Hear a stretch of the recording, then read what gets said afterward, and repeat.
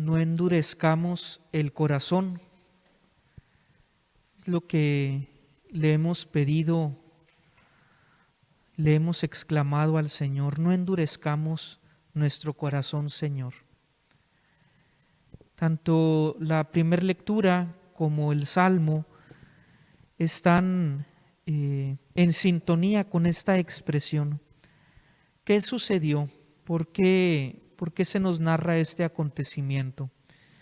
Bueno, pues resulta que, como recordarán, el pueblo de Israel estaba siendo oprimido por el pueblo egipcio, y durante 400 años que estuvieron de extranjeros, pues los últimos años fueron muy difíciles para el pueblo de Israel, de tal manera que empezaron a clamar al Señor.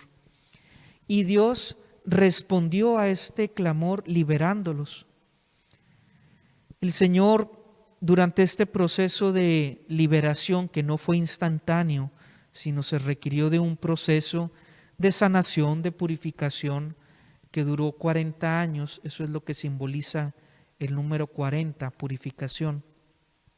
Durante todo este tiempo, el pueblo de Israel nunca dejó de estar desatendido. El pueblo de Israel no murió de hambre en este trayecto, no murió de sed en este trayecto, sino que Dios providente, además de que los sacó de Israel con brazo poderoso, que los hizo atravesar el Mar Rojo, durante todo ese tiempo Dios fue acompañando y purificando al pueblo de Israel. Es más, Dios hasta quiso hacer una alianza, la alianza más importante hasta ese momento. Había una cercanía y un diálogo entre Dios y el pueblo de Israel muy profundo en todo este tiempo. Sin embargo, llegó un momento en donde el pueblo de Israel se rebeló contra Dios y empezó a quejarse de Dios y empezó a decir: nos hubiéramos quedado mejor allá, era más a gusto allá. Y es que, hermanos, a veces así le sucede a nuestro corazón. A veces nuestro corazón llega a tener un encuentro con Dios muy profundo, con Él, muy íntimo, que es un corazón que alaba al Señor, que lo adora, que se goza de estar con Él, que disfruta de estar con Dios.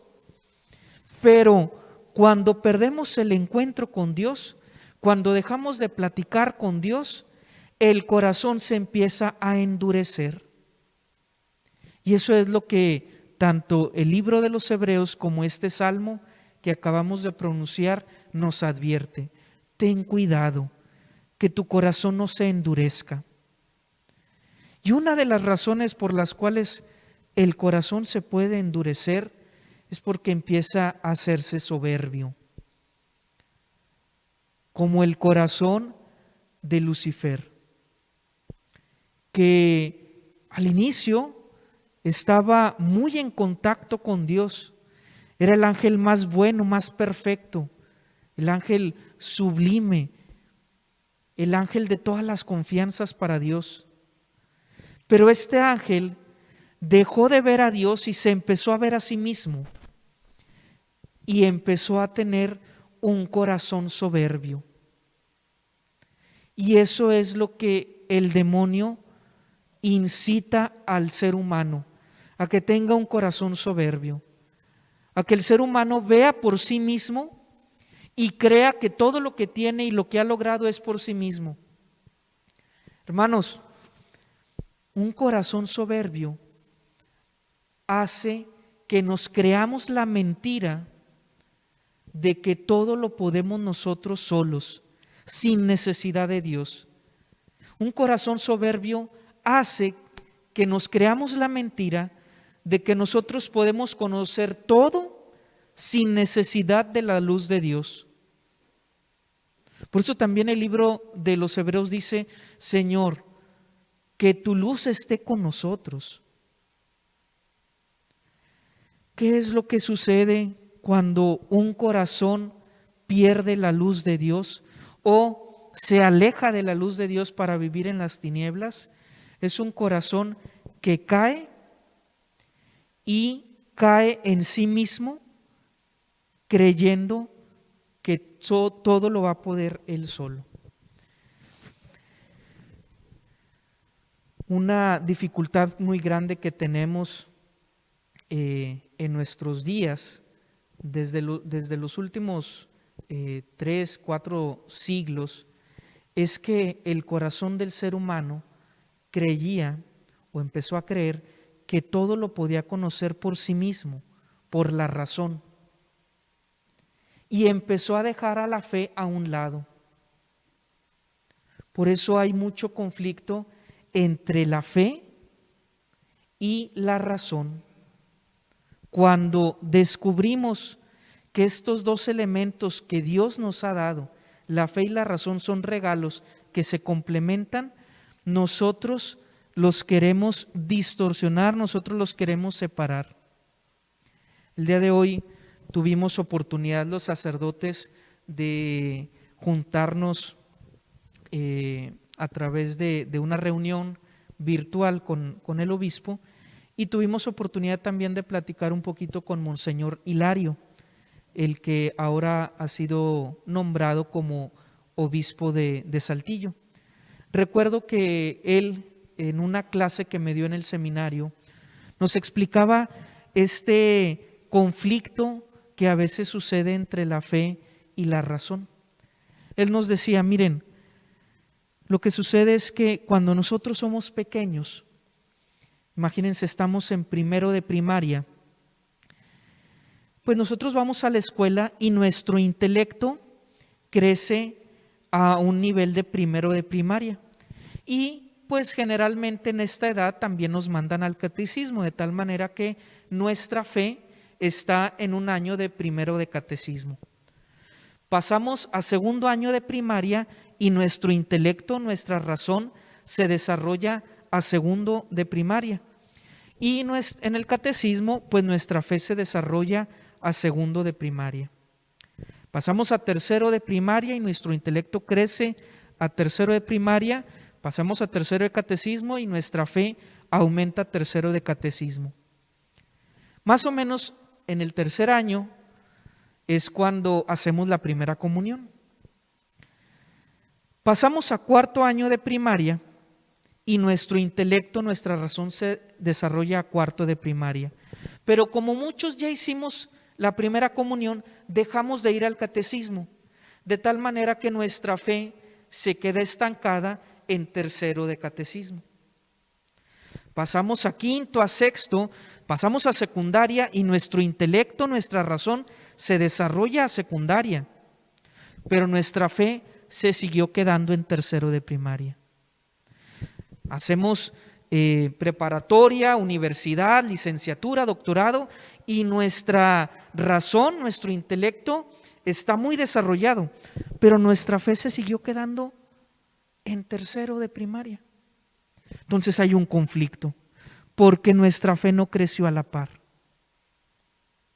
Por eso San Juan Pablo II vio con mucha sabiduría el escribir este documento de fe y razón. Y así empieza él diciendo, fe y razón son dos alas que juntas nos ayudan a elevarnos y a encontrarnos con Dios.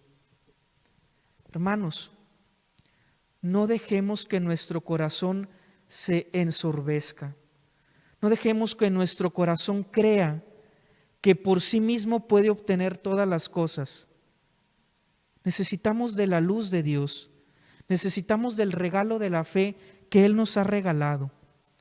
Pero necesitamos nosotros también profundizar en esa fe. Profundizar en los dos regalos que Dios le ha dado a todo ser humano: la fe y la razón. Cuando van acompañadas, el ser humano llega a ser muy sabio, llega a ser muy inteligente, porque descubre las cosas que hay en la vida y descubre que Dios es el que le ha dado la vida. Que nuestro corazón sea sencillo, Un corazón sencillo no significa ignorante. Un corazón sencillo no significa no estudioso. Un corazón sencillo significa que es un corazón sabio, que reconoce la verdad y la encuentra. Y dado que Dios es la verdad, terminará encontrando a Dios. Fe y razón, dos alas que nos llevan a encontrarnos con Dios. No endurezcan su corazón como en Meribá. Permitámonos iluminar por Dios y tendremos una vida más plena en Él. Alabado sea el Señor.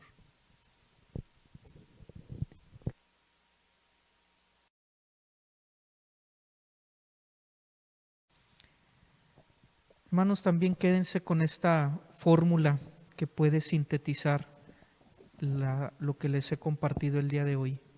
Fe y razón van juntas. La fe sin la razón, cuando nos quedamos con la pura fe, se convierte en un fideísmo, en un fanatismo religioso, y eso es peligroso. La razón sin la fe se convierte en un racionalismo y también es muy peligrosa.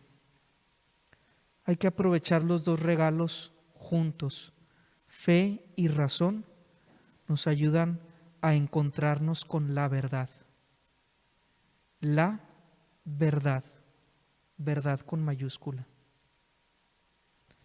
El Señor esté con ustedes. Espíritu. La bendición de Dios Todopoderoso, Padre, Hijo y Espíritu Santo, descienda sobre ustedes y permanezca para siempre. Amén. Santa María de la Juventud, Acompáñanos y cuídanos en nuestro caminar. Amén. San José, Ruega por nosotros. podemos ir en paz. Demos gracias a Dios.